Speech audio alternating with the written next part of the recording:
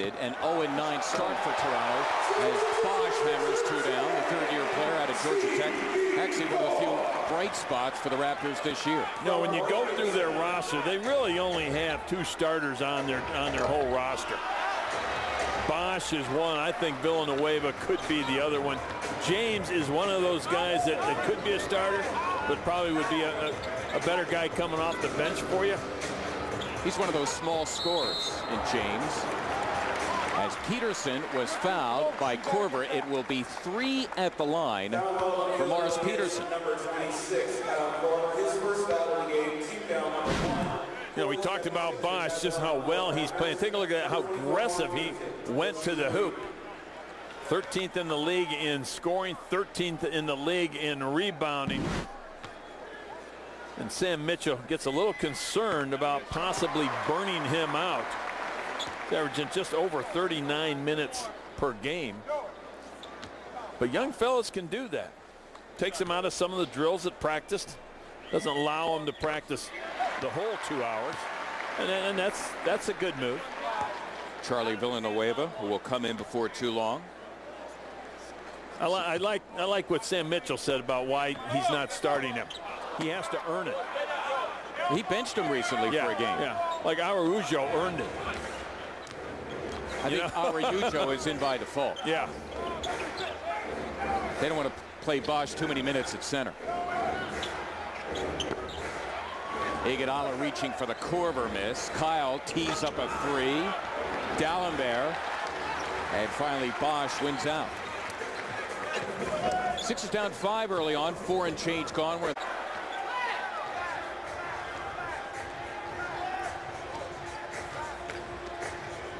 So the Sixers down 7 early on. Early wake-up call for them, having traveled yesterday. James is pushed and fouled by Iverson. The call made by the trailing official, Bill Spooner. AI with the hand check as James was able to come off a baseline screen.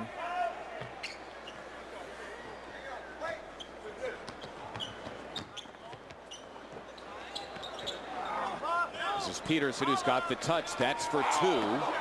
And D'Alembert, who is second on the team in rebounding, averaging 9. Sixers start the game 2 for their first 8 as James too close for comfort. And he fouls Allen Iverson. Foul on the Raptors, number 13 by James, his first foul of the game, and the team's The 38th that James had here against the Sixers on November 16th, the most for a Raptor at a game this season. He came in a trade from Houston for Rafer Alston, and now he fouls Iverson again. And with the Raptors down their starting guard and Jose Calderon, it is not a good thing for James to be in foul difficulty.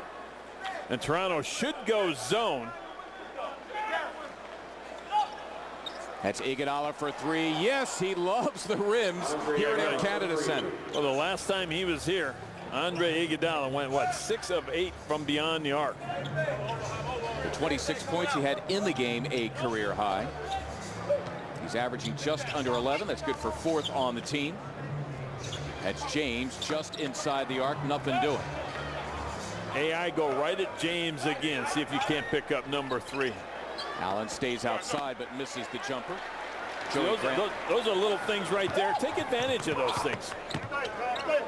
Iverson starts the game 0 for 3, and Iguodala kicks the ball. Andre Iguodala flat out had as well. And moments ago hitting a 3. First of the game for either team. Making his way inside and taking a hit. Mo Pete, right spot, right time. I'm telling you.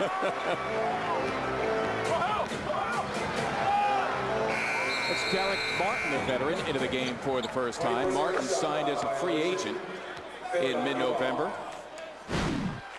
Mo Pete on the drive. Ball comes up short. Araujo saves it right to Mo Pete sitting on the floor. Peterson, a 6th year in the league out of Michigan State, playing his 302nd consecutive game this afternoon, the longest active streak in the NBA. Korver here has got about half a foot on Martin. Take it. Well, Araujo there is shadowing, and Weber was left open, but he missed the jumper, and coming over the back of Graham was the Sixers' Samuel Dallenberg. See, Toronto doubled down from the free throw line.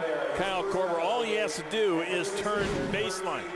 If I'm an opposing coach, I'm going to assume he doesn't have that move in him because he always likes to come to the middle on that side. So anytime he comes into the post, I'm doubling down in that area, force him to give it up. Cheeks trying to have the last word, but ultimately Elysiak had the last word silently, putting fingertip to palm and signaling the technical on Coach Cheeks. And Peterson to the line making the free throw. Well, the Sixers off to a slow start, 3 for the first 11, answering the early wake up, and maybe Cheeks sounding an alarm here. Picking up the technical foul about halfway through the first. Sixers yet to lead in this game, having taken the first 2 in the season series from the Raptors. Araujo, the rare call. Dallenberg, the good shot blocker, looming, and he turned it over. Araujo continues to struggle. He's pretty big, 6'11", 290. Weber, Araujo trying to take the charge. Now there's Dallenberg, he's heavy with it. And Araujo finally controls. What are you laughing at? He tried to take two charges, didn't he? The official said, no, I'm not going to give you those. Good strong move by Chris Bosh. Well, it's like Shaquille O'Neal the other night taking the charge, and you're saying there's no way that no way. 7'1", 335-pound guy can take it. And here, Araujo, as Martin kicks it. He's 6'11", 290. We got 14 seconds on the shot clock. Don't miss out on the hottest collectible of the season this coming Wednesday, Sixers and Golden State. It'll be free to the first 5,000 12 and under. The Allen Iverson bust, courtesy of Reebok. Own a piece of history. Call 1-800-4NBA-TICKS or visit the 76ers official website, Sixers.com. Chris Webber called for the travel. Sixers this year have taken very good care of the basketball. Yeah, they really have. Second in the league, only to Detroit. Sixers turn it over just 12.6 times per game. Toronto does a pretty good job as well. They turn over 14 times per game. They're 6th in the league. Pass for Graham goes awry. Iguodala, a wonderful handle. A great feed to Korver, who laid it in. Boy, give Andre 3/4 of a point. Yeah, that was great. Great defensive stand on the one end. The assist, Kyle Korver with the deuce. Young guys getting it done for the Sixers.